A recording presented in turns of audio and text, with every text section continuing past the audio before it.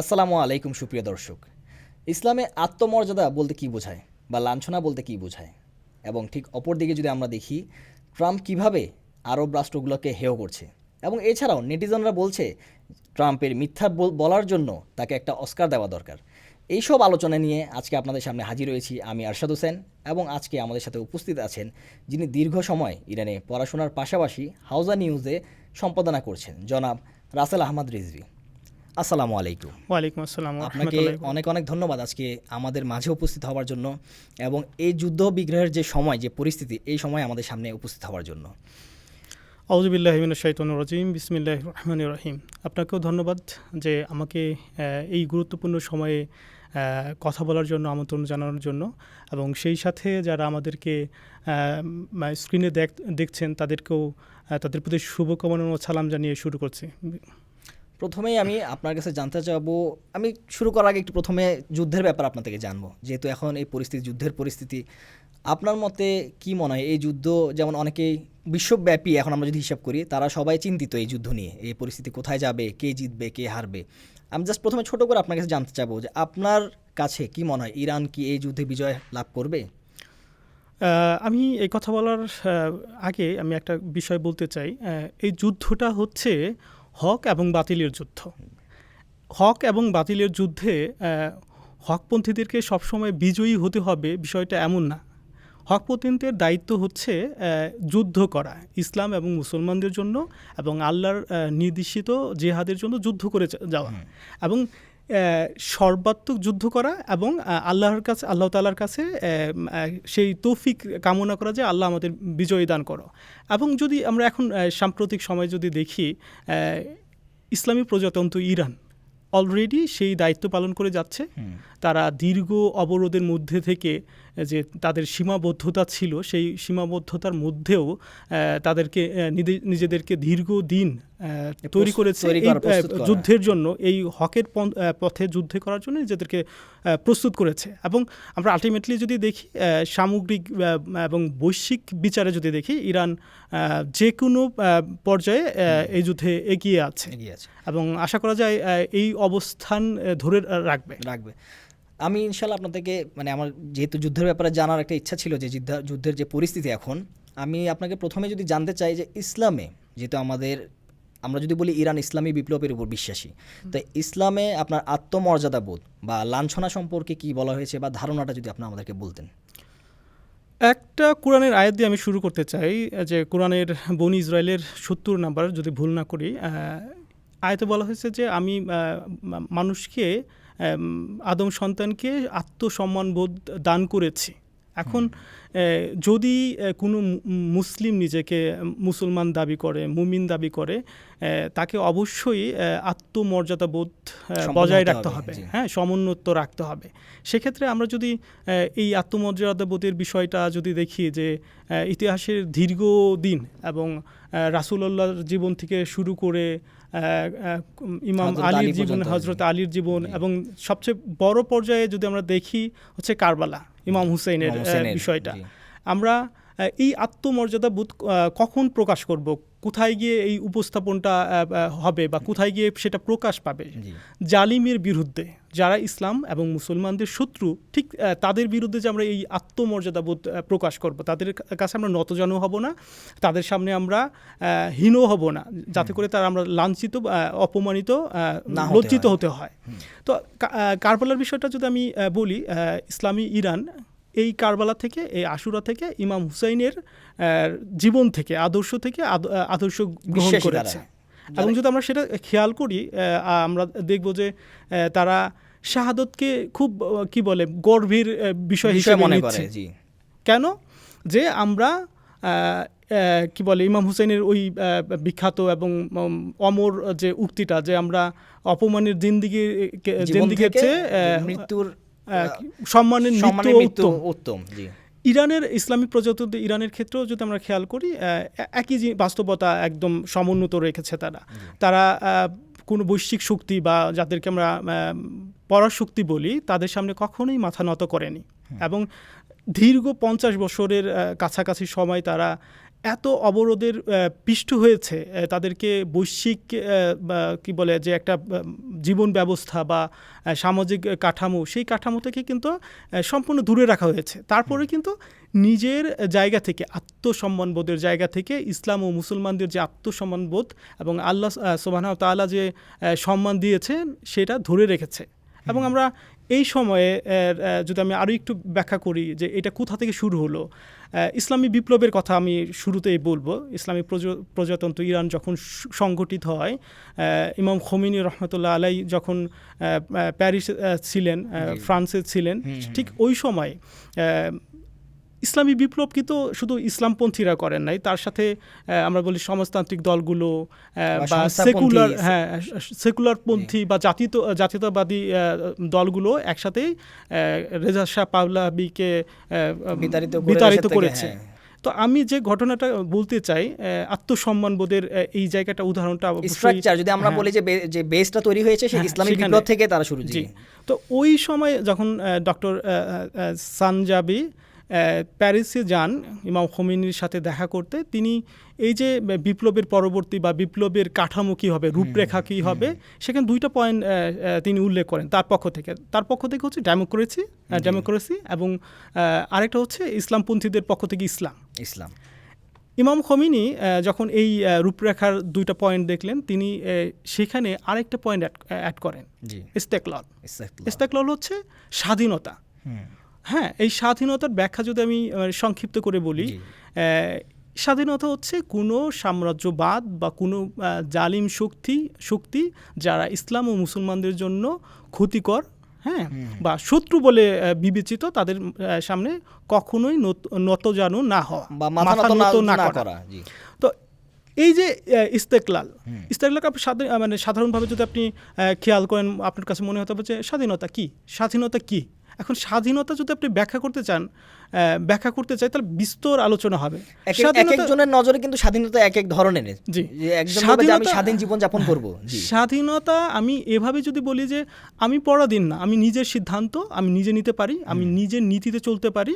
হ্যাঁ, আমাকে কেউ আমার নীতিতে বাধা দিবে না, মানে আমি বাধাগ্রস্ত হব না, আমি অন্য কারো কিছু নীতি আমার উপর চাপিয়ে দিতে পারবো, সেটা সাংস্কৃতিক বিষয় হোক, ধর্মীয় বিষয় হোক, রাজনৈতিক বিষয় হোক, হ্যাঁ, একটা জাতীয় বিষয় হোক, আমি কারো ধারবো না।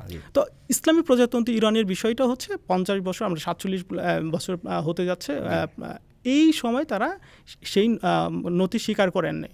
এবং আমরা যদি খেয়াল করি, ইমাম খোমেনির পরবর্তী সময়ে আয়াতুল্লাহ খামিনি রহমতুল্লাহ আলাই, তিনিও 37 বছরের মতো সময় ইসলামী প্রজাতন্ত্র ইরানকে নেতৃত্ব দিয়েছেন। তার এই জীবনে আমরা যদি স্বাধীনতার বিষয়টা দেখেছি, প্রত্যেকটা বিষয়ে তিনি একটা মানে তার একটা বক্তব্য সাম্প্রতিক সময় খুব ভাইরাল হয়েছে, যে বিষয়টা ছিল যে সে মধ্যে মুসলমান উম্মা এবং ইরানি মুসলমানদের উদ্দেশ্য করে বলেছে, তোমরা আল্লাহ আকবার স্লোগানকে কি বলে কখনো মিয়মান হতে দিও না, হ্যাঁ, থেমে যেন না যায়। কারণ আল্লাহ আকবার এমন এক স্লোগান যা তোমাদেরকে সাম্রাজ্যবাদের বৈশ্বিক শক্তিদের বিরুদ্ধে বিজয়ী করবে, শক্তিশালী করবে। তো আত্মসম্মান বোধ হচ্ছে আল্লাহ আকবারের মধ্যে, আল্লাহর একত্ববাদ বা তার কি বলে এটাকে যদি বলি সর্বশক্তি, মানে আল্লাহকে মেনে নিয়ে কোনো শক্তির সামনে মাথা নত করা, এটা হচ্ছে স্বাধীনতা। আমরা যদি বলি এটাই হচ্ছে স্বাধীনতা, ইসলামী স্বাধীনতা, যেটা আয়াতুল্লাহ রুহুল্লাহ খোমেনির যে মানে কনসেপ্ট ছিল, যে স্বাধীনতা বলতে যেমন আমরা বাংলাদেশেও আমরা স্বাধীনতা অর্জন করেছি, আমরা দেখেছি। ওই স্বাধীনতার এই স্বাধীনতা যে ইসলামী স্বাধীনতা, এই দুটোর মধ্যে কিন্তু তফাৎ, মানে বিশাল একটা তফাৎ রয়েছে। এবং উনি সেটাকে ক্লিয়ার করেও দিয়েছেন যে এই স্বাধীনতা মানে হচ্ছে শত্রুর সামনে জালিমের বিরুদ্ধে মাথা নত না করা, এটাই ছিল তার কনসেপ্ট। হ্যাঁ, আমি বাংলাদেশের প্রেক্ষাপটে যাতে চলে আসলো, আমি ক্লিয়ার করেছি যে সাম্রাজ্যবাদ প্লাস হচ্ছে কোনো মানে বিজাতীয় বা দ্বিজাতীয় কোনো কি বলে কারো সামনে আমরা মাথা নত করব না, আমাদের নীতি থেকে আমি সরে আসব না, বা কারো নীতিতে আমার নীতিকে প্রভাবিত করব না। তো আমাদের বাংলাদেশের ক্ষেত্রে যদি আমি এটা বলি, আমরা কি সেটা করতে পেরেছি? না, আমরা করতে পারি না। কারণ হচ্ছে আমাদের নানা কি বলে মানে সীমাবদ্ধতা রয়েছে, আমাদের নানা প্রয়োজন রয়েছে, রাজনৈতিক প্রেক্ষাপটও আমাদের দেশে একটু বেশি, যদি আমি বলে থাকি যে বেশি বিস্তার করে মানুষের জনগণের উপরে এবং যে কোনো চিন্তাধারার উপরে। দুঃখজনকভাবে যদি এটাকে আমি অ্যাড করি, যে আমরা জাতিগতভাবেই মনে হয় এইটাকে স্বীকার করেছি যে আমরা স্বয়ংসম্পূর্ণ না, স্বয়ংসম্পূর্ণ না, এবং স্বয়ংসম্পূর্ণ হতে যে পারি এই আত্মবিশ্বাসটা আমাদের নেই। আমরা পরাধীনতা মেনেই নিয়েছি যে আমাদের যদি উন্নতি করতে হয় তাহলে আমাদের ভারতের সাথে কি বলে বন্ধুত্বসুলভ আচরণ করতে হবে। তারা যদি আমাদের উপর কি বলে জুলুমও করে তারপরেও আমরা তাদের বিরুদ্ধে কোনো প্রতিবাদ করব না। আমরা সাম্প্রতিক সময়ের যদি যুদ্ধকালীন সময়ের কথা উল্লেখ করি যে আমরা তেল কিনবো হচ্ছে রাশিয়ার কাছ থেকে, আমরা অনুমতি নিচ্ছে হচ্ছে আমেরিকার কাছ থেকে। তো আমরা কতটা স্বাধীন এই উদাহরণ থেকে মানে স্বাধীনতা এখন অর্থে আমাদের ক্ষেত্রে স্বাধীনতা হচ্ছে এইটা, এবং পক্ষান্তরে ইরানের ক্ষেত্রে স্বাধীনতা হচ্ছে এইটা যে জালিমরা ঘোষণা করছে যে তোমাদের উপরে এইটা মানে কি বলে জাহান্নামের আগুন নামিয়ে দেবো, তোমাদেরকে ধ্বংস করে দেবো, যে আমাদের কাছে বিশাল যুদ্ধ বিমান আছে, বিমান ফোর্স আছে, এয়ার ফোর্স আছে, আমাদের কাছে নাভাল ফোর্স আছে, আমরা তোমাদের এই যে পাঠাচ্ছি সেই পাঠাচ্ছি। ফাইনালি এত কিছুর পরেও ইরান মাথা নত করেনি। এবং এই যে 1 মাসেরও বেশি সময়, 1 মাস 4 দিন 5 দিন সময় ধরে যুদ্ধ চলতেছে, তাদের মধ্যে এই যে নমনীয়তা বা এই সাম্রাজ্য আগ্রাসী শক্তির সামনে মাথা নত করার বিষয়টা মানে চোখেই পড়ে না।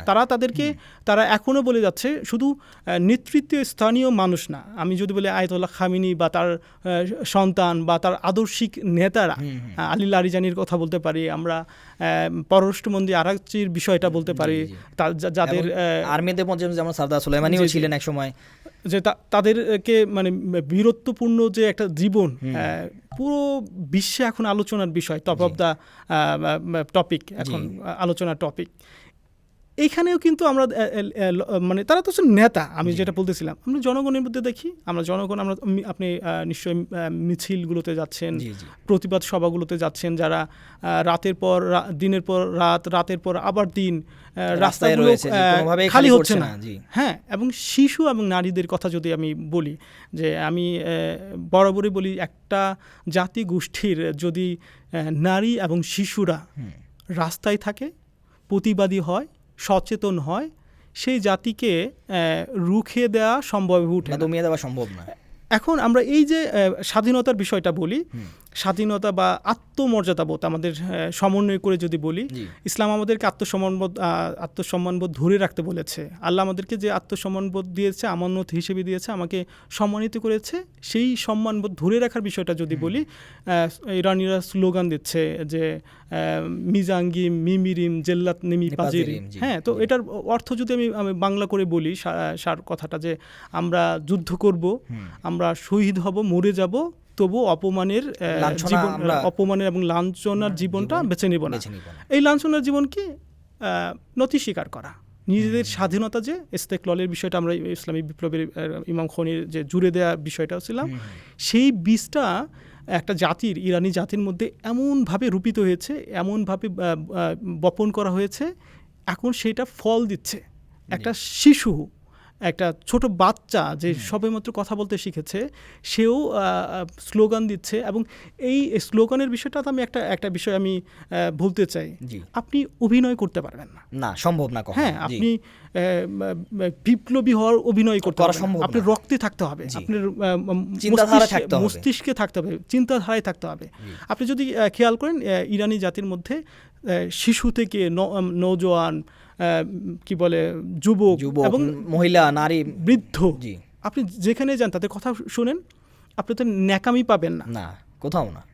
এটা ভাড়ামি না, এটা ন্যাচারাল একটা তাদের অনুভূতি তাদের ভিতর থেকে, এবং তারা যে ফিল করছে যে আমার দেশের উপরে এখন এক ধরনের যে ক্ষতি বা কি বলে বিপদ, এবং এই বিপদে আমাকে আমার দেশের পাশে থাকতে হবে, এই জাতি সেটা কিন্তু পরিপূর্ণভাবে প্রমাণ করে দিয়েছে যে আমরা মরতে রাজি, আমরা শহীদ হতে রাজি, কিন্তু আমি আমার দেশের বিরুদ্ধে বা আমার দেশের কি বলে এই বিপদের সময় আমি তাদের পাশে দাঁড়াবো। হ্যাঁ, এটা পাশে দাঁড়ানোর বোধটা কোথা থেকে আসছে?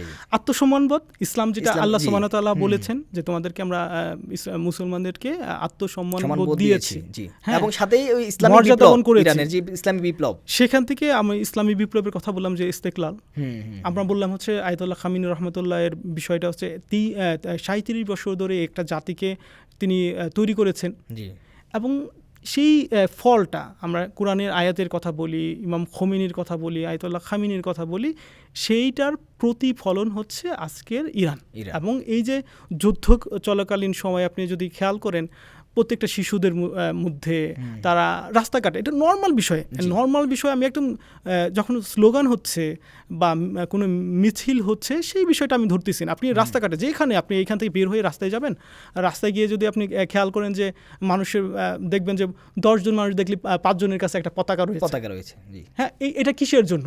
এটা হচ্ছে দেশের প্রতি ভালোবাসা, ইসলামের প্রতি ভালোবাসা এবং জালিমদের বিরুদ্ধে রুখে দাঁড়ানো, মাথা নত না করা। শুধু এমন না যে আমরা স্লোগানে যাচ্ছি অমুক সময় থেকে অমুক সময়ে কি মিছিল হবে, আমরা শোডাউন করব, ওই সময় আমরা মিছিল করব, ওই সময় আমরা মোমবাতি প্রজ্বলন করব। বা এই মিছিল কিন্তু আমরা মানে একজন হিসেবে আমরা বাংলাদেশেও দেখে এসেছি, কিন্তু যে মিছিল প্রথা এটা মোটামুটি সব দুনিয়াতে এটা হচ্ছে আয়োজন। জি হ্যাঁ, কিন্তু এখানে কাউকে না দাওয়াত করা হচ্ছে সংস্কৃতি। জি, এবং আত্মসম্মান বোধ এবং নিজের ভিতরে ওই চেতনা তাদের, ওইটা হচ্ছে আমি যেটা বলি আয়োজন করা, যে অমুক সময় অমুক প্রান্তে অমুক ময়দানে আমরা একটা স্লোগান করব, একটা বিপ্লবে মিছিল করব, এটা সমাবেশ করব। ইরানের ক্ষেত্রে কিন্তু এটা না, যখন মন যাচ্ছে ঘর থেকে ইরান হচ্ছে পুরো জাতি, পুরো ময়দান, পুরো রাস্তাঘাট, পুরো পাড়া মহল্লা, হ্যাঁ, এবং গ্রামগুলো যদি খেয়াল করে সেখানেও মানুষ পতাকা নিয়ে ঘুরছে। কেন? এই যে অনুভূতি প্রকাশ বা এই যে এইটা ইমানি দৃঢ়তা, চেতনা, হ্যাঁ, জাতীয় চেতনা, আপনি যাই বলেন, সাংস্কৃতিক আগ্রাসনের বিরুদ্ধে সবচেয়ে বড় আগ্রাসন, এটা আমি আরেকবার উল্লেখ করতে চাই, শত্রুরা আমাদেরকে সাংস্কৃতিকভাবে কাবু করতে চায়, সাংস্কৃতিক যুদ্ধ যেটা বলে। সেইখানে ইরানি জাতি, মানে আমার কাছে মনে হয় যে পৃথিবীতে অন্য কোনো জাতি এতটা, আমি কোনো জাতিকে ছোট করছি না, খাটো করছি না, কিন্তু এতটা ভাবে বা এতটা সামগ্রিকভাবে সাংস্কৃতিক আগ্রাসনের বিরুদ্ধে দাঁড়িয়েছে কিনা এই মুহূর্তে আমার জানা নেই, এবং নজিরও নেই, আসলে বলতে গেলে নজিরও নেই। হ্যাঁ, তো এই মুহূর্তে মাথার উপরে ড্রোন উঠছে শত্রুদের, শব্দ করে উঠছে, বিকট শব্দ করে উঠছে, যুদ্ধ বিমানগুলো উড়ে যাচ্ছে, মানুষ স্লোগান দিচ্ছে আল্লাহু আকবার। ইমাম আয়াতুল্লাহ খামিনির যে স্লোগানটা শিখিয়ে দিয়েছিলেন, যে তুমি যদি সাম্রাজ্যবাদের বিরুদ্ধে কথা বলতে চাও, তুমি যদি সাম্রাজ্যবাদের প্রতিরোধ করতে চাও, আল্লাহু আকবার স্লোগানটা কখনো ভুলে যেও না। আল্লাহু আকবার স্লোগানটাকে তোমরা মানে বুলান্দ করো, মানে কি বল, উচ্চারিত করো। হ্যাঁ, এখন এই আল্লাহু আকবার স্লোগানটা হচ্ছে ইরানি জাতির শক্তি, এবং তাদের যে একটা জাতি হিসেবে যে ইমানদার জাতি, তারা সাংস্কৃতিকভাবে যে একটা উন্নত জাতি, তারা যে কি বলে সাম্রাজ্যবাদের বিরুদ্ধে, আগ্রাসনের বিরুদ্ধে, সেটা সামরিকভাবে হোক, সাংস্কৃতিকভাবে হোক এবং ঐতিহাসিকভাবেই হোক, হ্যাঁ, তারা দৃঢ়ভাবে দাঁড়িয়েছে। এবং যদি আমি একই সাথে আমরা মুসলমানদের কথা বলতেছি, আমরা উম্মার কথা বলবো, শুধু ইরানি জাতি তার উম্মা না, আমরা অন্য উম্মার অন্য অংশদের কথা যদি বলি, আরবদের কথা বলি, অবশ্যই একদিকে একটা জাতি এত অবরোধের মধ্যে, এত সীমাবদ্ধতার মধ্যে, শত্রুদের এত ষড়যন্ত্রের মধ্যে, যাদের অর্থনৈতিক অবস্থা অনেক খারাপ, একটা অর্থনৈতিক অবস্থা, যদিও তাদের সম্পদের অভাব নেই, আল্লাহ প্রচুর সম্পদ দিয়েছেন, কিন্তু সেই সম্পদ তারা স্বাধীনভাবে ব্যবহার করতে পারছে না। তারপর টাকার মানের একটা এখানে বিষয় চলে আসে। কিন্তু সেই অবস্থানে থেকেও তারা আত্মমর্যাদার জন্য জীবন দিয়ে যাচ্ছে, লড়ে যাচ্ছে। হ্যাঁ, তারা সব ধরনের সীমাবদ্ধতা এবং কষ্ট মেনে নিচ্ছে এবং তারা মেনে নিয়েই প্রতিরোধ গড়ে তুলেছে।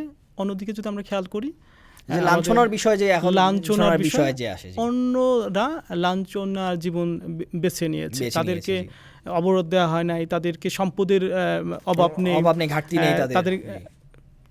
তারা কি করছে যে অপমানের জীবন বেছে নিয়েছে, তাদের নিরাপত্তা তুলে দিয়েছে আল্লাহু আকবারের কাছে না, আল্লাহু আকবার স্লোগানের কাছে না। তারা ট্রাম্পের কাছে নিজেদের নিরাপত্তা আত্মসমর্পণ করেছে, নিজেদের অর্থ, নিজের বিবেক, সবকিছু বিসর্জন দিয়ে নিরাপত্তা কিনেছে কার কাছ থেকে? ডোনাল্ড ট্রাম্পের কাছ থেকে। এবং ডোনাল্ড ট্রাম্প তাদেরকে কিভাবে আচরণ করে? যদি আপনি খেয়াল করেন। এই যুদ্ধের মধ্যে কিন্তু সেটা প্রমাণ হয়ে গিয়েছে। যুদ্ধ তো শুরু হলো 1 মাস হলো। আমি 2017 সালের পরে থেকে 18 সাল থেকে যদি শুরু করি, ডোনাল্ড ট্রাম্পের প্রথম যে নেতৃত্বকালীন বা তার ক্ষমতাকালীন সময়, সেখান থেকে 2016 সালে যে একটা নির্বাচনী প্রচারণায় সে আরবদেরকে হেয় করেছে।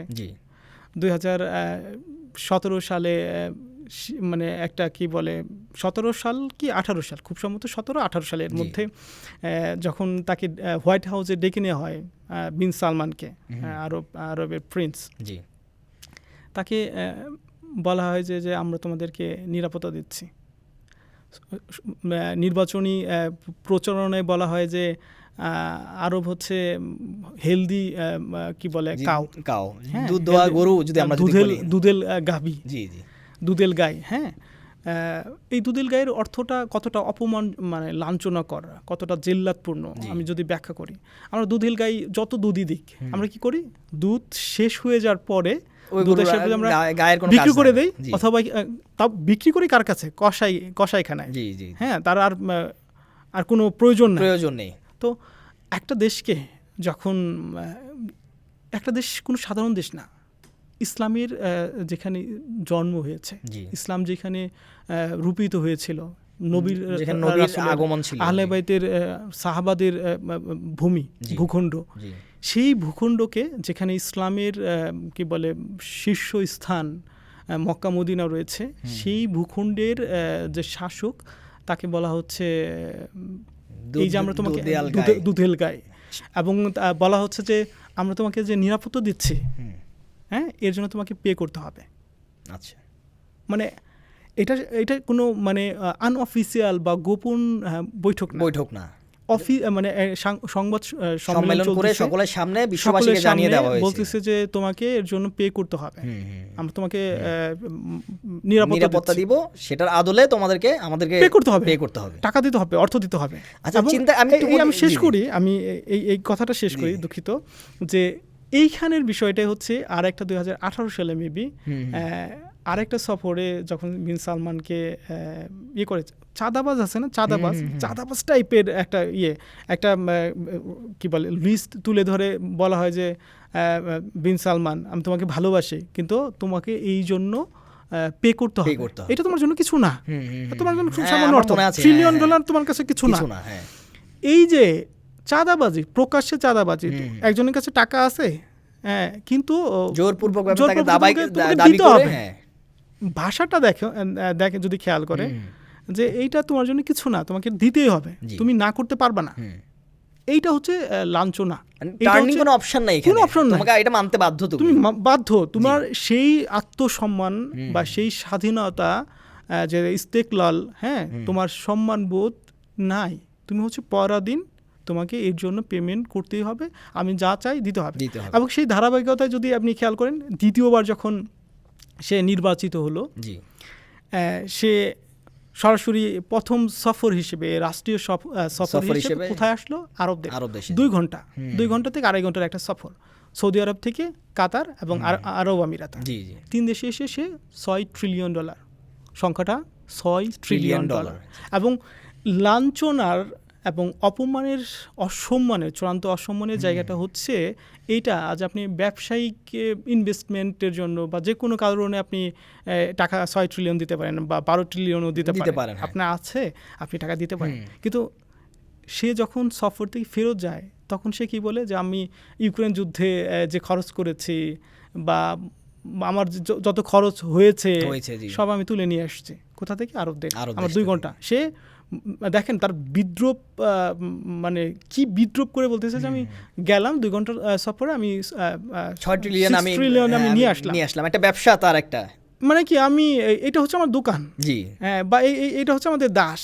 আমরা বিভিন্ন সময় তারা বছরের পর বছর তেল বিক্রি করে, গ্যাস বিক্রি করে এই অর্থ জমিয়েছিলাম আমার জন্য, আমি গিয়ে ব্যাটটা নিয়ে আসছি, চাঁদাটা নিয়ে আসছি, আমাদের ওই যে কি বলে এটাকে, রাজারা যেমন নেয়, খাজনা নেয়, তো সে তার নিজের অঞ্চল থেকে খাজনাটা উঠিয়ে নিয়ে আসলো। তো এইটা হচ্ছে অপমানের, এইটা হচ্ছে লজ্জার। এবং এইটা যদি আপনি অন্য আরব দেশের ক্ষেত্রেও বলি, মানে তাদের লজ্জার বিষয় যদি বলতে যাই, তাহলে এই পর্বগুলো মানে সময়ে কুলাবে না, হ্যাঁ, অবশ্যই। আমরা যদি ইয়ের কথা বলি, রিসেন্ট আরবদের কথা বলি, মানে কুয়েতের কথা বলি, বা কাতারের কথা বলি, ওমানের কথা বলি, জর্দানের বিষয় বলি। কিছুদিন আগে জর্দানের বিষয় যে ফিলিস্তিনের ইস্যুতে আবদুল্লাহকে ডেকে নিল, হ্যাঁ, জর্দানের শাসক, তাকে ডেকে নিয়ে বললো যে তোমাকে কি বলে এই পরিমাণ ফিলিস্তিনিকে নিতে হবে। যখন সে কি বলে আবদুল্লাহ বলে যে আমতা শুরু করলো যে আমি নিতে পারবো না, বা অস্বীকার করা, হ্যাঁ, তখন কিন্তু তাকে এমনভাবে থামিয়ে দেওয়া হচ্ছে যে তুমি বাধ্য। এবং ওই সময়ে ওই কথা তাকে থামিয়ে দেওয়া হয়েছে, এবং ট্রাম্প এমনভাবে তার সাথে আচরণ করেছে, সাথে সাথে সে বলছে যে ওকে ফাইন, আমি নিব। এটা হচ্ছে জিল্লাতের জীবন, এটা হচ্ছে অপমানের জীবন। আরেকটা উদাহরণ আমি কিন্তু সাম্প্রতিক সময়ের আমাদের বাংলাদেশের দুঃখজনকভাবে আমরা এই কথাটা বলতে হচ্ছে, তথাকথিত মুজাহিদ যে সম্প্রতি সিরিয়ার দখল নিয়েছে। আচ্ছা, সে যখন হোয়াইট হাউসে যায়, তাকে পারফিউম দেয়, কোলন। ডোনাল্ড ট্রাম্প তাকে দিয়ে বল যে এটা হচ্ছে পুরুষের সুগন্ধি। আচ্ছা, মানে পুরুষত্ব, তুমি পুরুষ ছিল না, তোমাকে আমরা পুরুষ বানিয়েছি, আমরা তোমাকে স্প্রে দিচ্ছি, একটা গিফট দিচ্ছি, তোমাকে সুগন্ধি গিফট দিচ্ছি, এটা তোমাকে পুরুষ বানাবে। কত বড় লাঞ্ছনা হতে পারে। আপনি সৌজন্যমূলক উপহার দিতেই পারেন, অবশ্যই। একটা দেশের রাষ্ট্রপ্রধান আরেকটা দেশের রাষ্ট্রপ্রধান, এটা কি সিস্টেম? না। সংবাদ সম্মেলনে রেখে আপনি স্প্রে দিচ্ছে যে তোমার গায়ে দুর্গন্ধ, বা তোমার অতীত ভালো না, তুমি সন্ত্রাসী, স্প্রে করো, আমার কাছে এসে দাঁড়াও, মানে নতুন রূপে তোমাকে সামনে এনে দাঁড় করা। হ্যাঁ, ইভেন দেখেন সবচেয়ে অসম্মানের বিষয় এইটাই শেষ না, কিন্তু তাকে তার নিজের পিছনে দাঁড়িয়ে সে হাত এরকম করে ধরে দাঁড়ালো, তারপর ছবি তুললো, সে কথা বলল। একজন দেশের রাষ্ট্রপ্রধান। সিরিয়া কিন্তু কোনো মামুলি দেশ না, আরব দেশের সৌর্যবীর্যপূর্ণ একটা দেশ। ইসলামী ইতিহাসে তাদেরও কিন্তু একটা যদি ক্ষমতা আছে, কিন্তু ইসলামী ইতিহাসের কি বলে ঐতিহ্যবাহী এবং কি বলে একটা কি বলে চরম সুন্দর ইতিহাস রয়েছে, তাদেরকে ঐতিহ্য রয়েছে। সেই দেশের প্রধান কে পিছনে দাঁড়িয়ে এমনভাবে হয় না, চা দিয়ে দাঁড়িয়ে আছে, বা রাজা বাদশাদের যুগে দেখতাম যে দাঁড়িয়ে রয়েছে, বাতাস করছে, হ্যাঁ, চুপচাপ দাঁড়িয়ে। আমরা তার ক্ষেত্রেও সেইটা দেখেছি। এবং যদি কুয়েতের কথা বলি, মানে তাদের বললাম না যে তাদের যদি জেল্লাতপূর্ণ অপমানের দাসত্বপূর্ণ জীবনের কথা বলি, তাহলে শেষ হবে না। কুয়েতকে বলা হয় যে আমরা তোমাকে নিরাপত্তা দিচ্ছি, তোমরা এর জন্য আমাকে টাকা দিচ্ছ। এটা কিন্তু মানে কি বলে স্পষ্ট বিষয়, আমরা যেগুলো কথা বলতেছি একদম আলোচিত বিষয়, এরা প্রমাণ দেওয়া দরকার নেই। যে কেউ চ্যাটজিপিটিকে জিজ্ঞেস করলে, যে কেউ এআইকে জিজ্ঞেস করলে, যে কোনো সব সংবাদ সম্মেলনে কিন্তু তারা এটা গুগলে সার্চ করলে পেয়ে যাবে। তো কুয়েতকে তারা বললো যে কুয়েতকে আমরা নিরাপত্তা দেই। বিষয়টা দেখেন যে আপনি গিভ অ্যান্ড টেক হতে পারে, আপনার ব্যবসায়িক বিষয়টা হতে পারে, আপনি আমাকে নিরাপত্তা দান, রাজনৈতিক একটা তাদের মধ্যে ডিপ্লোমেসি একটা হতে পারে, জি, ডিপ্লোমেসি নিরাপত্তা জনিত চুক্তি হতে পারে। একটা হচ্ছে চুক্তি, সম্মান থাকবে, আপনি টাকা দিবেন, আমি আপনাকে অস্ত্র দিব বা নিরাপত্তা দিব। কিন্তু আরেকটা হচ্ছে দাসত্ব। দাসত্ব কেমন? আমি আপনাকে টাকা দিচ্ছি, আপনি আপনাকে নিরাপত্তা দিচ্ছেন কেমন করে? এই যদি তুই না দেশ কিন্তু তোরে শেষ করে দিব, এত দিতে বাধ্য। হ্যাঁ, তুমি দিতে বাধ্য। এইটা হচ্ছে পরাধীনতা, দাসত্ব। আর ইসলাম যে তাদেরকে স্বাধীনতা দিয়েছিল, আত্মমর্যাদাবোধ দিয়েছিল, সেই আত্মমর্যাদাবোধ তারা একদিকে, তারা কিসের বিনিময় এই লাঞ্ছনা তারা নিচ্ছে? আমি ভিউয়ার্সদের কাছে এই জিনিসটা জানতে চাবো যে আমরা যদি হিসাব করে দেখি যে আমরা আরবদের কথা বলেছি, যেমন আপনি একটু আগে বলেছেন যে এমন একটা দেশ যেখানে রাসূলগণের আগমন ছিল, সাহাবারা ছিলেন সেখানে, এরপরে আহলে বাইতেরও সেখানে তারা ছিলেন। তো এরকম একটা দেশ এবং তার আশেপাশে যতগুলো আরব রাষ্ট্র, তারা কিসের বিনিময়ে এই লাঞ্ছনা কিনে নিচ্ছে বা কি এমন? আমি যদি এখানে একটু আবার পার্থক্য যদি করি মাঝখানে, একই ক্যারেক্টারে আপনার দেখেন ইরান, ঠিক আছে, লাঞ্ছনা কোনোভাবেই মেনে নিতে রাজি নয়। তারা বলছে আমরা মাথা দিব, তারপর লাঞ্ছনা নিব না, অপমান সহ্য করব না। অন্যদিকে যে আরব রাষ্ট্র, আচ্ছা এখানে আরেকটা জিনিস আমি অ্যাড করি, মজার ব্যাপার হচ্ছে বিশ্বব্যাপীতে এই যুদ্ধের আগে আমি যদি ভুল না বলি, যেমন 12 দিনের যুদ্ধ থেকে তো একটু মানুষ ধারণা পেয়েছিল ইরান সম্পর্কে, কিন্তু এখন তো কনসেপ্ট ক্লিয়ার পুরোপুরি যে ইরানকে সারা জীবন বিশ্বব্যাপী অনেক দেশের মানুষ, ইভেন আমাদের বাংলাদেশেও আমি যদি বলি, মানুষ তুচ্ছ তাচ্ছিল্য করেছে যে ইরানের ক্ষমতা নেই, ইরান এমন, ইরান তেমন, এখনো হ্যাঁ, তো এই বলে যাচ্ছে, ঠিক আছে, সেটা ইরান কিন্তু এই যুদ্ধে প্রমাণ করে দিয়েছে অলরেডি। এবং অন্য পাশে যাদেরকে বিশ্ব ক্ষমতাধর দেশ হিসেবে দেখা হতো, আমি যদি আমেরিকা বা রাশিয়া এগুলোর পরে বলি, আরব রাষ্ট্রদের মধ্যে, তারা কিভাবে নিজের কিসের বিনিময়ে তারা নিজের অপমান লাঞ্ছনাকে তারা কিনে নিচ্ছে, আমি এটা বলবো না বিক্রি করছে, তারা আমি বলবো টাকার বিনিময়ে নিজেরা লাঞ্ছনা কিনে নিচ্ছে। তো এই জিনিসটা দুই দেশের মধ্যে পার্থক্য, এটা কিন্তু খুব সুন্দরভাবে এখন ইরান ক্লিয়ার করে দিয়েছে, স্পষ্ট করে দিয়েছে কিন্তু এই যুদ্ধের মাধ্যমে। তো এই যে ঠিক একইভাবে আপনি যে শেষের দিকে আমি যদি মানে আমি আপনার ওই টপিকের সাথে আমি যদি অ্যাড করি, আয়াতুল্লাহ সাইয়্যিদ আলী খামেনেই শাহাদাতের আগেও কিন্তু একটা কথা বলেছিলেন যে আমি ট্রাম্পের মতো ইয়াজিদের হাতে আমি কি বলে বায়াত করব না। এটা যদি এই ব্যাপারের সাথে আপনি একটু বলতেন। এটা আমি ওইটাই যদি আপনি অ্যাড করি, ওই জেল্লাত এবং পরাধীনতা অপমান, পাশাপাশি হচ্ছে আত্মমর্যাদাবোধের জীবন, স্বাধীনতা। মানে স্বাধীনতা মানে হচ্ছে এরকম না যে আমি আমার পোশাকটা আমি কি পরবো সেটা আমি নিতে পারি না, আমি কি করব, কিভাবে করব, আমি আমার জাতি দেশকে কিভাবে করব, বা কি করে আমি গড়ব, বা কোথা থেকে নিব, আমার মানে প্রয়োজন মিটাবো, কোথায় গিয়ে আমি আমার জিনিস বিক্রি করব, মানে সামগ্রিক বিষয়গুলো। কিন্তু আপনারা যদি খেয়াল করেন, ইরাকের একটা বিষয় আমি তুলে ধরি, যে আপনি বললেন যে অপমানের টাকা দিয়ে অপমান, লাঞ্ছিত লাঞ্ছনাকর জীবন কিনে নেওয়া। আপনি জেনে থাকবেন, যারা শুনছেন তারাও হয়তো জেনে থাকবেন যে ইরাকের বিষয়টা, ইরাকের তেলের টাকা কিন্তু ইরাকের সরকারের হাতে নেই। দেখেন লাঞ্ছনাকর পরিস্থিতি কোথায় গিয়ে দাঁড়িয়েছে। ইরাকের তেল বিক্রির টাকা চলে যায় হচ্ছে ফেডারেল ব্যাংকে, মানে আমেরিকার ব্যাংকে। লাঞ্ছনা এবং তিরস্কার, অপমান কোথায়? এটা তো খুব ভালো জিনিস আছে, আমি এক জিনিস তেল বিক্রি করছি, সেই টাকা একটা ব্যাংকে যাচ্ছে, সাধারণ হতে পারে। কিন্তু পরবর্তী বিষয়টা দেখেন, এই ইরাক সরকার যখন এই টাকা তুলতে যায় বা চায়, টাকাটা পায় না। আচ্ছা, আমেরিকা তাদেরকে জিজ্ঞেস করে যে এই টাকা নিয়ে তোমরা কি করবা? আচ্ছা, যার টাকা তাকে জিজ্ঞেস করা হচ্ছে, তোমার কাছে আমার দেশের তেল বিক্রির টাকা, আমার টাকা, আমাকে জিজ্ঞেস করতেছে এই টাকা দিয়ে তুমি কি করবা, লিস্ট দাও, কি কি কাজে লাগবে লিস্ট দাও। সে লিস্ট দেয়। ধরেন যে শিক্ষা খাতে আমি ধরেন যে আমি এখানে $1 বিলিয়ন খরচ করেছি, হ্যাঁ খরচ করবো, বা আমি অমুক দেশ থেকে আমার প্রয়োজনীয় খাদ্য সামগ্রী আমরা কিনবো, পোশাক কিনবো বা অস্ত্র কিনবো। আমেরিকা কি করে, কোনটা কিনবে সেখানে টিক দেয়, কোনটা কিনবে না সেটা ক্রস দিয়ে দেয়, এবং সেই টাকাটা নিজেরা পেড করে। শিক্ষা খাতে যদি আমি বলি যে $1 বিলিয়ন খরচ করবো, বিজ্ঞান ও প্রযুক্তির আমি ইরাকি সরকারের হচ্ছে অনুরোধ হচ্ছে $1 বিলিয়ন। সেখানে বলছে না, তোমার শিক্ষা খাতে এত টাকা খরচ করে কি করবা, দরকার নাই, এত কিসের প্রয়োজন? আমার টাকা আমি আমার দেশের উন্নতির জন্য ব্যবহার করব, খরচ করব, কিন্তু সেই স্বাধীনতা আমার নাই। এটা হচ্ছে চূড়ান্ত অপমানের জীবন। অপরদিকে আমি যদি ইরানের কথা বলি, সে ইরান এই দিক থেকে সেই দিক থেকে ক্রিপ্টোকারেন্সি বা ভিন্ন দেশের তেল বিনিময়, তেল বিনিময়, আমি তেল দিচ্ছি, তুমি আমাকে তেল দিচ্ছি, তুমি আমাকে দ্রব্য দাও।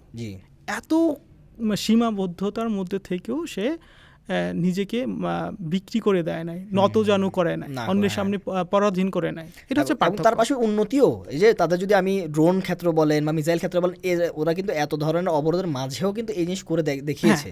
এটাই পার্থক্য। যখন আপনি $1 ট্রিলিয়ন $1 বিলিয়ন অস্ত্র কিনছেন। আরেকটা অসম্মানের বিষয় বললাম যে ইরাকের তেল বিষয়টা বললাম, আমেরিকা থেকে আরব দেশগুলো $1 ট্রিলিয়ন প্রতি বছর বা কয়েক বছরে একবার $1 ট্রিলিয়ন অস্ত্র কিনে। আপনি সেই অস্ত্র যদি আমি আরবদের প্রশ্ন করি, বা যারা আরবদেরকে সমর্থন করেন তাদেরকে আমি প্রশ্ন করি যে এই অস্ত্র তোমরা কাদের বিরুদ্ধে ব্যবহার করবা? ইসলাম এবং আল্লাহ সুবহানাহু ওয়া তাআলা তো কোরআনে ইহুদি নাসারাকে আমাদের স্পষ্ট শত্রু হিসেবে বলে ঘোষণা দিয়েছেন, করছে। তুমি আখ্যায়িত করেছেন। তার কাছ থেকে শত্রু মানে অস্ত্র কিনে তুমি কার বিরুদ্ধে ব্যবহার করতেছো, কার বিরুদ্ধে ব্যবহার করবা? তার মানে হচ্ছে ব্যবহার করার বিষয়টা আছে প্রাসঙ্গিক ক্রমে চলে আসে। এই অস্ত্রগুলো কোথায় ব্যবহার করা যাবে, কার বিরুদ্ধে ব্যবহার করা যাবে, সেটা কিন্তু আমেরিকা শর্ত জুড়ে নির্ধারণ করে দিয়েছে। তুমি এই অস্ত্র কখনোই ইসরায়েলের বিরুদ্ধে ব্যবহার করতে পারবা না। সেই এটা চুক্তি বলে না, দিয়ে তারপরে অস্ত্রগুলো নিয়ে আসছ। এখন তুমি যদি এই যে আরব দেশগুলোতে এতগুলো ঘাঁটি আছে, আরব কি জানতো না যে ইরানের যথেষ্ট শক্তি রয়েছে? 12 যুদ্ধে আপনি যেটা বললেন যে 12 দিনের যুদ্ধে তো সেটা প্রমাণ হয়েছে যে ইরানের যথেষ্ট শক্তি রয়েছে। আপনি জেনেও আর আপনার দেশগুলো কত ছোট ছোট, ইরানের তুলনায় অনেক ছোট ছোট। ইসরায়েল যদি আপনাকে 1 দিন বা 2 দিন টানা আক্রমণ করে ইরান, তাহলে আপনি ধ্বংস হয়ে যাবেন, এটা আপনি জানেন। কিন্তু তারপরেও আপনি আমেরিকাকে নিষেধ করতে পারবেন না যে আমার ঘাঁটি ব্যবহার করো না, আমার ঘাঁটি তোমাকে আর একটা মুসলমান দেশে ব্যবহার করতে দিব না। এটা হচ্ছে পরাধীনতা, এটা হচ্ছে দাসত্ব। তারা টাকার বিনিময়ে যাদেরকে নিয়ে আসছে নিরাপত্তার জন্য, আজকে তারা নিরাপত্তাহীনতার কারণ হয়েছে। ইরান ইতিহাসের কখনোই দেখবে না ইরান কোনো প্রতিবেশী দেশের উপর আক্রমণ করেছে না। তাহলে আপনি এই অস্ত্র শস্ত্র যে জমা করেছেন কার জন্য? কার সাথে যুদ্ধ করা, কার বিপক্ষে দাঁড়াবেন আপনারা? তাহলে আপনি ইরাকের কাতারের কথা বলি। কাতার আমি এইভাবেই বলবো যে তারা তো দাসত্বপূর্ণ জীবন ধরেই নিয়েছে। দাসত্বেরও তো একটা আত্মসম্মানবোধ থাকে, কৃতজ্ঞতা বোধ থাকে। যখন আরব দেশগুলো কাতার উপর 2 বছরের বেশি সময় ধরে অবরোধ চাপিয়ে দেয়, আপনি জেনে থাকবেন কাতারের কোনো নিজস্ব পণ্য কিন্তু নাই, সে সব দেশ থেকে কিনে নিয়ে আসে, আরব দেশগুলো থেকে বা ইরান থেকে, তুরস্ক থেকে কিনে নিয়ে আসে। সেই 2 বছরের সময়ে একমাত্র বলবো না যে শীর্ষ দেশ ছিল ইরান, দেশগুলোর মধ্যে একটা যে তাদেরকে বাঁচিয়ে রেখেছে, টিকিয়ে রেখেছে। তাহলে তুমি সেই দেশের বিরুদ্ধে তুমি নিজের ঘাঁটি ব্যবহার করতে দিতেছো, তুমি বারংবার বলতেছো যে আমরা এটার কন্ডেম করি, আমরা নিন্দা জানাই। তুমি কার পক্ষে নিন্দা জানাচ্ছ? তুমি কি একবারও কাতারকে বলি বা আরব দেশগুলোকে বলি, তুমি কি একবারও ইসরায়েল আমেরিকা যে আগ্রাসন চালালো, একটা দেশের শীর্ষ নেতাকে হত্যা করলো, একটা স্কুলের 180 জন কোমলমতি শিশু কন্যাকে হত্যা করলো, তুমি কন্ডেম করছো? তুমি নিন্দা জানিয়েছো? তোমার দাসত্ব, তোমার হীনতা, নিচুতা এত মানে সর্বনিম্ন পর্যায়ে পৌঁছেছে যে তুমি একটা মুসলমান দেশে শত্রুর হামলাকেও তুমি নিন্দা জানাতে পারো না।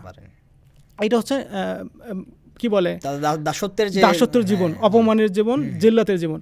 পাশাপাশি এই যুদ্ধের সময় দেখেন আত্মমর্যাদা বোধ কোথায়, ইসলামের দায়িত্ব বোধ কোথায়, ইসলাম কি শিখিয়েছে।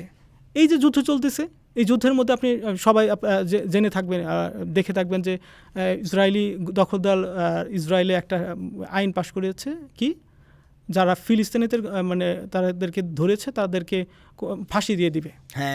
কোনো বিচার ছাড়াই তারা ফাঁসি দিয়ে দিবে। কোনো আরব দেশ কি এটার প্রতিবাদ জানিয়েছে? কোনো মুসলিম দেশ না।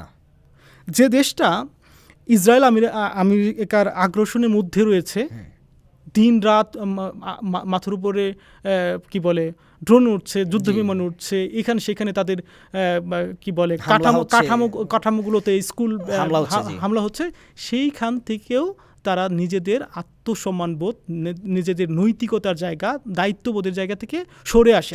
তারা প্রথম দেশ হিসেবে এই আইনের বিরোধিতা করেছে এবং শক্ত হাতে বলেছে, ফিলিস্তিনের পক্ষে বলেছে, কি বার্তা দিয়েছে, স্পষ্ট বার্তা যে তোমরা একা নও। যদি ইসরায়েল এই কি বলে আইন বাস্তবায়ন করে, তাহলে আমাদের হাতে যে আমেরিকান, তারপর হচ্ছে ইসরায়েলি বন্দী রয়েছে, আমরা তাদেরকে একই কাজ করবো তাদের সাথে, তার মানে ফাঁসি দিব। এইটা হচ্ছে আত্মসম্মানবোধ, এইটা হচ্ছে মেরুদণ্ড। আপনি মেরুদণ্ড না থাকলে আপনি যতই উন্নতির শিখরে পৌঁছান, পৌঁছে যত যান, কোনো লাভ হবে অট্টালা না। থেকে আকাশ ছোঁয়া অট্টালা থেকে, সেই অট্টালিকা আপনাকে এতটুকু সম্মান দেবে না। কারণ হচ্ছে আপনার মাথা শত্রুদের সাম্রাজ্যদের পায়ের জুতোর নিচে। হ্যাঁ হ্যাঁ, আপনি জবাবও দিতে পারবেন না যে একটা মুসলিম দেশের জনগণকে তারা অন্যায়ভাবে ধরে নিয়ে গেছে এবং কোনো কি বলে বিচারিক কার্যক্রম ছাড়াই তাদেরকে ফাঁসি দেওয়া হবে, এমন আইন পাশ করার পরে আপনি প্রতিবাদ করতে পারবেন না। এটা হচ্ছে জিল্লতের জীবন, এটা হচ্ছে লাঞ্ছনার জীবন। ঠিক একই আমার এই কথা থেকে একটা আপনার শহীদ আয়তুল্লাহ সাইদ আলী খামেনির একটা কথা মনে পড়েছে। উনি একবার বলেছিলেন এই কথাটাই, যে তোমরা শত্রুর কাছে মাথা নত করেও না, কারণ তুমি যখন মাথা নত করবে তারা কিন্তু মাথাগুলোকে কেটে ফেলবে। হ্যাঁ, স্বাভাবিক। এটা কিন্তু দেখেন ওনার চিন্তাধারা কত দূরদর্শী ছিলেন তিনি, যে ওনার কথাগুলো এখন হারে হারে বিশ্বব্যাপী বিশ্বের প্রত্যেকটা মানুষ কিন্তু টের পাচ্ছে যে আমরা শত্রুদের কাছে মাথা নত। ঠিক আপনার দেখেন এই যে আরবদের আমরা যে এতক্ষণ কথাগুলো বললাম, আরবরা কিন্তু মানে আমি বললাম না তারা কিসের বিনিময়ে তারা নিজেদের লাঞ্ছনা কিনে নিয়েছে। এবং আমি যদি এখানে আপনার যেমন একটু আগে যে কথাগুলো বললেন, আমি আমার মতে আর কি, আমি আমার দৃষ্টি থেকে যদি আমি বলি, আমি দুইটা কারণ দেখি আরবরা কেন, যে আপনি যে অস্ত্রের ব্যাপারটা বললেন যে তারা অস্ত্রগুলো কিনেছে কোথায় ব্যবহার করবে বা কার বিপক্ষে ব্যবহার করবে। আমরা যদি আপনি নর্মালভাবে দেখি আমাদের সমীকরণ মিলে কি তারা ইরানের বিপক্ষে ব্যবহার করবে, যেহেতু ওরা ইরানকে নিজের শত্রু মনে করে। ঠিক একইভাবে আমি অপর পক্ষে যদি আমি দেখি, কিছুদিন আগে আমি মনে হয় আপনার আরাকচি যে আপনার উনি মনে হয় উনি একটা কথা বলেছিলেন যে আমরা আরবরা, মানে ইভেন এটা কিন্তু উনি কোট করেছে এখানে, সৌদি আরবকে দিয়ে বলেছিলেন যে সৌদি আরব হচ্ছে আমাদের ব্রাদারহুড একটা দেশ, কান্ট্রি, ঠিক আছে, ভাই, হ্যাঁ ভাই, আমাদের ভাই, আমরা তাদের সাথে কোনো শত্রুতামি বা শত্রুতা করব না। ওই জায়গাতে তিনি কি বলছে, আমরা শুধু আমেরিকান যে ঘাঁটিগুলো আমরা তাদের সাথে আমাদের একটাই শর্ত, তোমরা এখানে ঘাঁটিগুলোকে স্থান দিও না, জায়গা দিও না, যাতে পশ্চিমা রাষ্ট্র তাদের যে সাম্রাজ্য সেই ঘাঁটি আমাদেরকে হামলা করতে না পারে। এছাড়া তোমাদের সাথে আমাদের কোনো সমস্যা নেই। হ্যাঁ, এটা গেল ইরানের পক্ষ থেকে। একইভাবে যদি আপনার দেখেন আরব রাষ্ট্র কিন্তু কখনো তাদের মুখ থেকে কিন্তু এই কথাগুলো তারা বলেনি। ইভেন এই যে যুদ্ধ চলছে তারা কিন্তু এখনো বলেনি। বিষয়টার চেয়ে আমি ইন্টারাপ্ট করি, তাদের সেই মেরুদণ্ডের ততটা শক্তি নাই যে সেই কথাটা বলবে। বলে নাই বিষয়টা না, বলার সামর্থ্য নেই, বা সেই কি বলে স্বাধীনতাকামী যে চেতনা, সেই চেতনা তাদের মধ্যে নাই। তারা চিন্তাও করে না। আমার কাছে তো মনে হয় মাঝে মাঝে যে প্রতিবাদ করা উচিত। এই যে যুদ্ধের সময় আমাকে ট্রাম্পকে বলে দেওয়া উচিত যে না, তোমার কারণে আমাদের ক্ষতি হচ্ছে, কাঠামোগত ক্ষতি হচ্ছে, আমাদের তেল গ্যাস ইয়েগুলো ডিপোগুলো ধ্বংস করে দেওয়া হচ্ছে, তুমি আমার যুদ্ধ বন্ধ করো। ইভেন সম্প্রতি সময় কাতার সম্ভবত দু একটা কথা বলার চেষ্টা করতেছে, কখন সে নিজের সবকিছু হারানোর পথে গিয়ে সে বলতেছে যে আমরা আমাদের সাথে আমেরিকা বিশ্বাসঘাতকতা করেছে, বা তাদের নীতি এমন যে সে আমাদেরকে ধ্বংস হয়ে গেলেও সে ইসরায়েলকে রক্ষা করবে। তাই তো হওয়া উচিত, কিন্তু ডাইরেক্ট তাও কি বলা নাই, কিন্তু না ইনডাইরেক্টলি তারা মাথা বলছে এই কথাগুলো। এইটার বিষয় আমার কাছে হচ্ছে, আমি যদি জুড়ে দেই, মানে অপমান হয় না যে একটা সম্মানিত মানুষ আপনাকে অপমান করছে, একজন মর্যাদাবান মানুষ আপনাকে অপমান করছে, তখন সেটাও কিন্তু মেনে নেওয়া যায়। অপমান করতেছে কারা? ডোনাল্ড ট্রাম্পকে, যার নিজেরই কোনো সম্মান নাই। আপনার যদি ওয়াশিংটন পোস্টের একটা তথ্য যদি ইয়ে করি, এটা যে কেউ সার্চ দিলে পেয়ে যাবে, তার গত ক্ষমতাকালীন সময়ে সে 30,000+ 723 বা এরকম 30,723 বা এরকম একটা সংখ্যা বলেছে যে সে এত পরিমাণ মিথ্যা বলেছে। যদি গড় হিসেবে ধরা হয়, ভাইরাল হয়েছিল 19টা মিথ্যা কথা বলেছে দিনে। এই ডোনাল্ড ট্রাম্পকে, একজন মিথ্যাবাদী, এই ডোনাল্ড ট্রাম্পকে অ্যাপস্টাইন ফাইলের সেই ঘাতক, মানে গা শিউরে ওঠে অ্যাপস্টাইনের যে ঘটনাগুলো, অ্যাপস্টাইন ফাইলের যে প্রকাশিত ঘটনাগুলো, শিশুদের সাথে যে তাদের নারকীয় বিষয়গুলো আসলে বলতে কষ্ট হয়, জড়িয়ে যায়, সেই ব্যক্তি আপনাকে অপমান করছে। তাহলে আপনার অবস্থানটা দেখেন। যদি এমন হতো যে একজন সম্মানিত ব্যক্তি, একজন ক্ষমতার ব্যক্তি যার নীতি নৈতিকতা রয়েছে, সে আপনাকে অপমান করছে কোনো বিষয়, তারপর আপনি গ্রহণযোগ্যতা আছে সেটা বলেন যে এলাকার মোল্লা তো আমাকে মারছে, মোল্লা ভালো মানুষ, কিন্তু আপনি মারছে কে? এলাকার যে সর্বনিকৃষ্ট ব্যক্তি, সে আপনাকে অপমান করছে। আপনার অবস্থানটা দেখেন।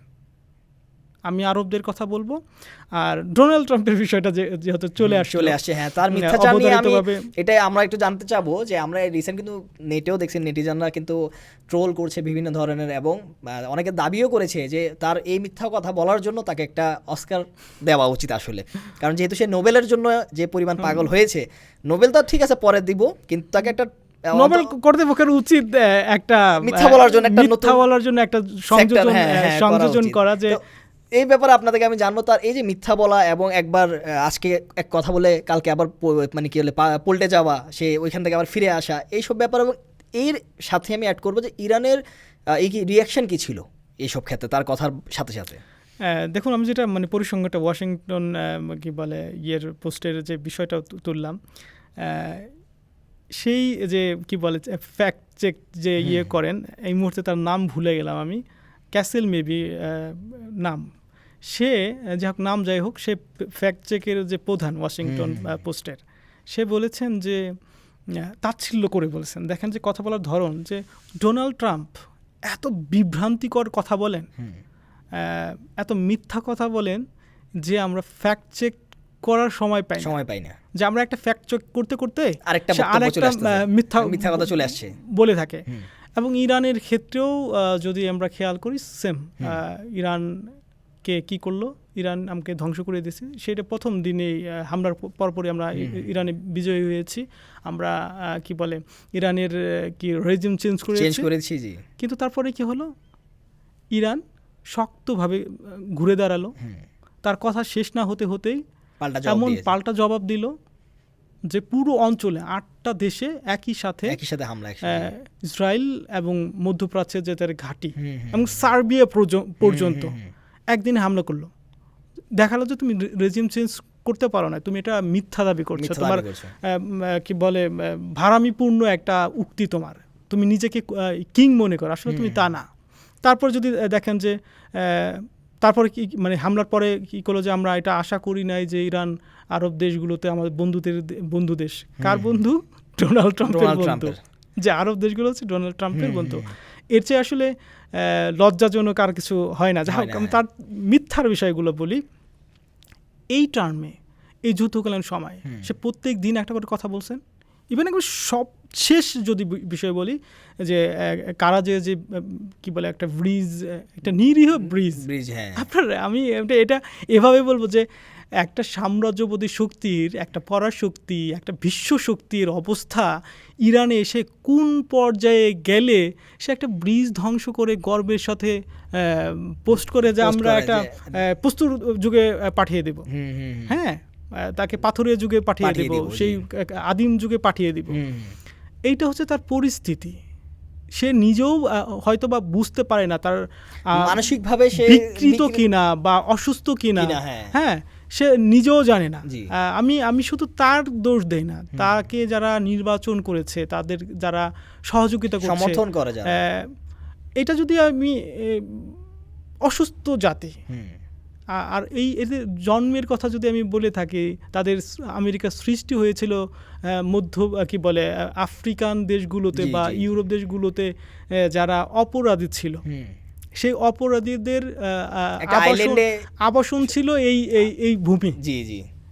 এই সেই কি বলে অপরাধীদের, যাদেরকে কি বলে সভ্যতার মধ্যে রাখা যায় না, সমাজের মধ্যে রাখা যায় না, সংশোধন করা যায় না, তাদেরকে ওই দ্বীপে দিয়েছিল বা ওই অঞ্চলগুলোতে দিয়েছিল। তারা তারপর আস্তে আস্তে ওইখানকার যে কি বলে ওইখানকার বসতি যারা ছিল বা ওই অঞ্চলের মানুষ ছিল যে রেড ইন্ডিয়ান, তাদেরকে হত্যা করে আস্তে আস্তে এই মানে অসভ্য বলে যে সভ্য আমেরিকা, বর্বর তাদের ইতিহাস, তাদের জীবনযাপন। এবং এখন এই যে আমরা দাবি করি যে আধুনিক যুগ, সভ্যতার যুগ, এই যুগেও যদি কার্যক্রম দেখেন, প্রত্যেকটাই যত মানে গণহত্যা বলেন, যত কি বলে ফিলিস্তিন বলেন, আফগানিস্তান বলেন, ইয়েমেন বলেন, ইরান বলেন, হ্যাঁ, সিরিয়া বলেন, তারপর হচ্ছে ওই আপনার কি বলে ইউরোপ কান্ট্রিগুলোতে যদি বলি, বসনিয়াতে যদি বলি, যে এই যে মানে গণহত্যা, মানুষকে হত্যা করা, সে শিয়া সুন্নি না, খ্রিস্টান না, মানুষকে হত্যা করার যে হত্যা একটা করার বিষয় জন্য, তাদের সাথে ওতপ্রোতভাবে জড়িত জড়িত, এই অবশ্যই। মিথ্যাবাদীদের সাথে জড়িত। এবং এমন এক পর্যায়ে আমি আশা করব যে এমন এক পর্যায়ে এই মিথ্যাবাদীদের অবস্থান চলে আসছে ধারাবাহিকতায়, তাদের মিথ্যা এখন মানুষের হাস্যরস যোগায়। জি, ডোনাল্ড ট্রাম্প যদি আপনি খেয়াল করেন, শুধু বাংলাদেশে, আমি বাংলাদেশিদেরকে অতটা সচেতন মনে করি না, মানে সবাইকে না, সিংহভাগ মানুষ সচেতন না, সচেতন না, জি। রাজনৈতিকভাবে জি। ভূ রাজনৈতিকভাবে সচেতন না, বা জিওপলিটিক্স নিয়ে খুব তেমন একটা অতটা ধারণা মাথা সকলে, হ্যাঁ, ঘামায় না। জি, সাধারণ খেটে খাওয়া জাতি বলি বা আরামপ্রিয় জাতি বলি, জি। এত ঘাটাঘাটি করে না, সেই জাতিও যদি হিসাব করেন, ডোনাল্ড ট্রাম্প একটা কথা বলে কমেন্টগুলো দেখেন, মানে মানুষ তাকে ট্রোল করছে ট্রোল বিভিন্নভাবে, করতেছে। জি, হ্যাঁ। তো ডোনাল্ড ট্রাম্পের অবস্থান এমন পর্যায়ে চলে গেছে, যেটা আমি কারাজের কথা বলতেছিলাম, জি, যে জি, জি। কারাজ এবং সিরাজের দুইটা ঘাঁটির মিসাইল ঘাঁটির কথাই বলি, যে বলে যে হামলা করার পরে এই নিয়ে গত পরশু মনে যে দাবি করছে, যে এটা মানে চতুর্থবার দাবি, আমি যদি ভুল না করি তৃতীয়বার অথবা চতুর্থবার দাবি করছে যে আমরা এই কারাজের এবং সিরাজের যে মিসাইল ঘাঁটি এটা আমরা ধ্বংস করে দিয়েছি। জি, তারপর হচ্ছে ইস্পাহানের মিসাইল ঘাঁটি আমরা ধ্বংস করে দিয়েছি, যেটা বাংকার ব্লাস্টার অস্ত্র দিয়ে। দেখা যাচ্ছে 1 ঘন্টা পরেই ইরান আবার সেখান থেকে ইরান আবার হামলা, ইরান এটা দেখাচ্ছে যে তুমি মিথ্যাবাদী, জি, বা তোমার সেই সক্ষমতা নাই যে আমাদের সক্ষমতাকে ধ্বংস করবা, আমার মিসাইল ঘাঁটিগুলোকে ধ্বংস করবা। আমরা এইখান থেকে, আমরা অন্য জায়গা থেকে না, এই ঘাঁটি থেকে, যে ঘাঁটি ধ্বংস করা তোমরা মানে দাবি করছো, মিথ্যা দাবি করছো, সেই ঘাঁটি থেকে তোমাকে মিসাইল মারছে, তার মানে হচ্ছে তুমি মিথ্যাবাদী, তোমার সামর্থ্য নাই। এবং সাম্রাজ্যবাদীদের অবস্থান এমন পর্যায়ে চলে আসছে, এই মিথ্যাবাদীদের অবস্থান এমন পর্যায়ে চলে আসছে, এবং এই মিথ্যাবাদীকে, এই কি বলে, শিশু ধর্ষককে সমর্থনকারী বা তার অ্যালায়েন্স যে আছে, সেই অ্যালায়েন্সের অবস্থান এমন পরিষ্কার হয়ে যাচ্ছে, সেই মুনাফিকদের, আমি এতক্ষণ তাদের আলোচনায় মুসলমান বলছিলাম, এখন মনে হয় একটা এন্ডিংয়ের দিকে যাওয়া উচিত, যে হ্যাঁ, যে আত্মসম্মান মন হিত মুসলমান। আমি আরেকটু এগিয়ে যদি বলি, যে মুনাফিক মুসলমানদের মুখোশ উন্মোচিত হয়ে যাচ্ছে। ইসরায়েলের যে একটা মিথ তৈরি করে রেখেছিল যে আমরা অপরাজীয়, আমাদের কেউ করতে পারে না, আরবরা এতবার হামলা করেছে, এতবার যুদ্ধ করেছে, আমরা প্রত্যেকবারই আরবদের কি বলে পরাজিত করেছি, সেই মিথটা ভেঙে দিয়েছে, অবশ্যই সেই মিথটা ভেঙে দিয়েছে। হ্যাঁ, সেই মিথ ইয়েমেন এবং ইরাকি প্রতিরোধ গোষ্ঠীগুলো ভেঙে দিয়েছে, এবং সাম্রাজ্যবাদ শক্তি, অপরাজয় শক্তি, আমি যা চাই তাই করতে পারি, এই যে তার দাম্ভিকতা, মিথ্যা দাম্ভিকতা, কারণ কেউই তাদের বিরুদ্ধে ওইভাবে দাঁড়ায় নাই। কেউ আত্মসম্মানপূর্ণ জাতি, কোনো মুসলিম জাতি তাদের বিরুদ্ধে দাঁড়ায় নাই। সুতরাং এই কারণে বা এর কারণে তারা এতটা অহংকার করতে পারতো যে আমরা শক্তিশালী, কিন্তু এমন এক জাতি তাদের সামনে দাঁড়িয়েছে যে তাদেরকে দেখিয়ে দিয়েছে যে তোমরা যা বলো সেটা মিথ্যা, এবং মুসলিমরা এমন এক জাতি, আত্মসম্মানপূর্ণ জাতি, আত্মসম্মানওয়ালা জাতি, যে তোমাদের কাছে মাথা নত করবে না, এবং তোমাদেরকে এমন পর্যায়ে নিয়ে আসবো তোমরা যুদ্ধবিরতি ভিক্ষা করবা। অলরেডি কিন্তু কয়েকবার তারা, মানে ট্রাম্পও কিন্তু ইনডাইরেক্টলি কিন্তু গতকালকে রাতে, এটা যদি পাকিস্তানের কথা বলি, আরবদের কথা বলি, তাদের অন্য দাসগুলো, আরব দাসগুলোর কথা তো বললামই, মানে খুবই লজ্জার বিষয়, একজন মুসলিম হয়ে অন্য মুসলিম কান্ট্রিগুলোকে এভাবে বলতে হচ্ছে, এটা আসলে পরিতাপের বিষয়, দুঃখজনক বিষয়। কিন্তু আরব দেশগুলো নাই, আমাদের পাকিস্তানের কথা যদি বলি, নতজানু যে পররাষ্ট্রনীতি তাদের, যারা আমেরিকার সেবা দাস, তুরস্কের কথা বলি, দুঃখজনক, এত শক্তি সামর্থ্য নিয়েও তারা ইসরায়েলের সেবা করে যাচ্ছে, ফিলিস্তিনের পক্ষে কথা বলতেছে, পক্ষান্তরে ইসরায়েলকে তারা সর্বাত্মক সহযোগিতা করে যাচ্ছে আজারবাইজানের মাধ্যমে। আজারবাইজান তো মানে যুদ্ধের শুরুর দিকে আমার যতটুকু খেয়াল আছে, তারা এমনও হুমকি দিয়েছিল যে আমরা আমাদের বর্ডার ক্রস করার জন্য, যে যদি স্থলযুদ্ধ হয় তাহলে আমাদের ব্যবহার করতে দিব। যাক, ওদিকে যেটা প্রকাশ্য না, সেটা নিয়ে আমরা পরবর্তী কখনো আলোচনা করব। প্রকাশ্য এই যে জিল্লাত, এইটা যে অপমানের জীবন আমাদের মুসলিম দেশগুলোর, সেখান থেকে আশা করছি আল্লাহ ইরানের উপর যে রহমত বর্ষণ করেছে, যে স্বাধীনতা আত্মসমর্পণ এই জাতিকে দিয়েছে, এই বিপ্লব, এই আত্মমর্যাদাবোধ মুসলিম দেশগুলোতেও ছড়িয়ে যাবে। এই শাসক গোষ্ঠীকে আরবের মুসলমানরা সবাই খারাপ না, হ্যাঁ, যেখানে কি বলে মুহাম্মদ রয়েছেন, যেখানে আলী রয়েছেন, সেখানে আবু জাহেলও রয়েছে অবশ্যই। তো আমি আশা করব যুগের মুহাম্মদ, যুগের আলী, হাসান হুসাইন, সালমান ফার্সিরা জেগে উঠবে এই জাহেলদেরকে, এই আবু সুফিয়ানদেরকে, আবু জাহেলদেরকে ক্ষমতা থেকে সরিয়ে দিবেন এবং মুসলমানদের যে শৌর্য বীর্যপূর্ণ যে জীবন, যে একটা জাতির সত্তা, সেটা আবারও প্রকাশ হবে। এবং একই সাথে আমি বলবো যে জালিম শক্তি, গণহত্যাকারী, ফিলিস্তিনে যে যারা গণহত্যা চালাচ্ছে, সেই শক্তি, অপশক্তি খুব শীঘ্রই ধ্বংস হয়ে যাবে। এবং সেই ধ্বংসটা হবে ইরান, ইসলামী প্রজাতন্ত্র ইরান, তার অ্যালাই যারা আছেন, যারা প্রতিরোধ গোষ্ঠী আছে, যারা জীবন দিয়ে, যারা কাফনের কাপড় পরে তাদের সাথে লড়ছে, সেই ইমাম হুসাইনের মানে আদর্শ যে আমরা জীবন দিয়ে দিব, আমরা সপরিবারে নিহত হয়ে যাব, কিন্তু আমরা জালিমের সামনে মাথা নত করব না ইনশাআল্লাহ। রাসূলুল্লাহ সাল্লাল্লাহু আলাইহি ওয়াসাল্লামের, ইমাম আলী আলাইহিসসালামের এবং ইমাম হুসেন আলাইহিসসালামের যে আদর্শ, ইসলামের যে আদর্শ, আমরা ইরান হয়ে, তারপর হচ্ছে প্রতিরোধ গোষ্ঠী হয়ে সমগ্র বিশ্বে ছড়িয়ে দেব এবং জালিম শক্তি আশা করব। আমি যদি আমরা শেষের দিকে চলে এসেছি, একটা মানে ছোট একটা প্রশ্ন আপনার কাছে, আমার ব্যক্তিগত, আমি আপনার থেকে জানতে চাবো এই ব্যাপারে যে আপনার ধারণা কী বা আপনার মতামত কী ব্যাপারে। যেহেতু আমরা পুরো আলোচনাটা আমাদের ছিল আরবদেরকে নিয়ে এবং ট্রাম্পের যে মিথ্যাচার নিয়ে ছিল, তার মধ্যে আমরা আরবদের যে কথাগুলো বলেছি, যে তারা যেটা লজিক্যালি সবাই দেখে, সবার সামনে যেটা চোখে আসে, যে কেন আরবরা আজকে দাসত্ব স্বীকার করছে আমেরিকার কাছে বা ডোনাল্ড ট্রাম্পের কাছে। তো এটা আমরা সবার আগে জানতে পারি যে কি আপনার নিরাপত্তাজনিত কারণে তারা নিরাপত্তা চাচ্ছে, তার বিনিময়ে তারা এখানে টাকা দিচ্ছে। এই একই জিনিসটা কি, সমীকরণটা কি কখনো এমন হওয়া সম্ভব ছিল যে আরব রাষ্ট্ররা ইরানের সাথে থাকতো, ইরান তাদেরকে সিকিউরিটি দিত, এবং আজকে সব দেশ, আরব রাষ্ট্র এবং ইরান মিলে এই পশ্চিমা সাম্রাজ্যের বিরুদ্ধে লড়াই করত? এই সমীকরণটা যদি আমি এই কথার বলার আগে আমি আরেকটা কথা বলি, নিরাপত্তা দানকারী তো স্বয়ং আল্লাহ। অবশ্যই আপনি যখন সেই সর্বশক্তি সাথে নিজের ইমানি দৃঢ়তা কানেকশন করবেন, তখন আপনি আল্লাহ তো আপনাকে নিরাপত্তা দান করবেন। আপনি যে উদ্যোগ নেবেন নিরাপত্তার জন্য, সেইটাকে সেখানে আল্লাহ রহমত দিবেন, সেই তৌফিক দান করবেন। যদি আপনার ওই কানেকশনটাই যদি ভুল হয়, আপনি যদি আল্লাহকে বাদ দিয়ে ট্রাম্পকে নিজের নিরাপত্তা দানকারী হিসেবে মনে করেন, তাহলে তো শুরুতে গলত। আপনি যা কিছুই করেন, $1 ট্রিলিয়ন নিরাপত্তা সামগ্রী কিনেন, সেই নিরাপত্তা আপনাকে সামগ্রী আপনাকে নিরাপত্তা দিবে না, বরং ধ্বংসের কারণ হবে, যেটা আমরা চোখে দেখছি এখন।